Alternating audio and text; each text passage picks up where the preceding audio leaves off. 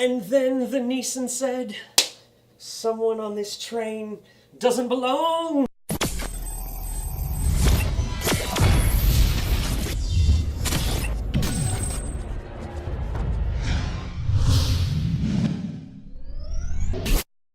Alright guys, gals, and everything in between, I'm here today to review for you The Commuter. And The Commuter stars his Neesonness himself and Patrick Wilson. The Commuter is a action thriller film directed by Collet-Serra, who did Non-Stop, which is very similar to this film, and he also did Unknown. So he really likes to work with Liam Neeson, is what we're gathering, which who wouldn't? The Commuter, I actually had a lot of fun with this movie. I have to say that the direction and the cinematography star alongside Liam Neeson in this one.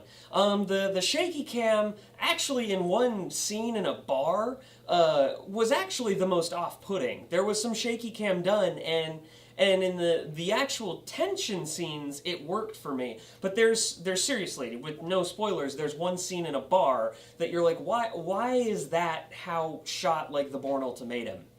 Just doesn't make sense. So all in all, that works really well. And he uses a lot of close and mid shots. They harken back to something like Kingsman in some of the shooting styles for the action scenes to really put you in the action.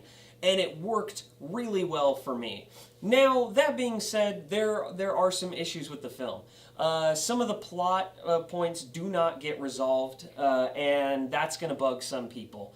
I personally, it didn't detract too much from the film, but I did walk out of the movie going, you know, there were a couple things that they could have wrapped up with a scene or two, but the movie does run a little long, that being said.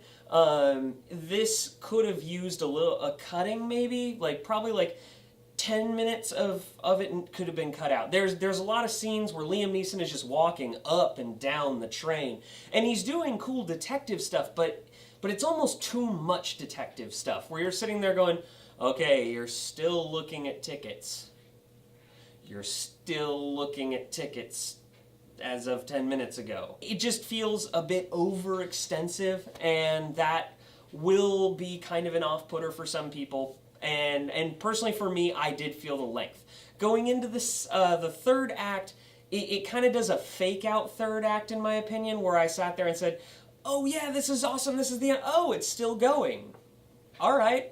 And the it's still going part is not a negative. That part is actually really freaking awesome. And it's tense and it's good. There's actually some like tension scenes that I was just about to break out in a sweat, and I audibly reacted, and people in the theater audibly reacted to what was going on. This movie is tense. It's Hitchcockian. It's a true thriller at its heart, with a lot of satisfying action. This is the kind of movie I want to kick the year off with, because there was a time when you'd kick the year off with some real stinkers until like February. And this is a way to kick it off. I am so happy I saw The Commuter, and I saw it in IMAX. And if you're going to see this film, there's some spectacle, even from an intimate scale. There's spectacle that warrants an IMAX viewing. So absolutely, I am going to say The Commuter is big screen worthy. So I hope you guys enjoyed this film as much as I did.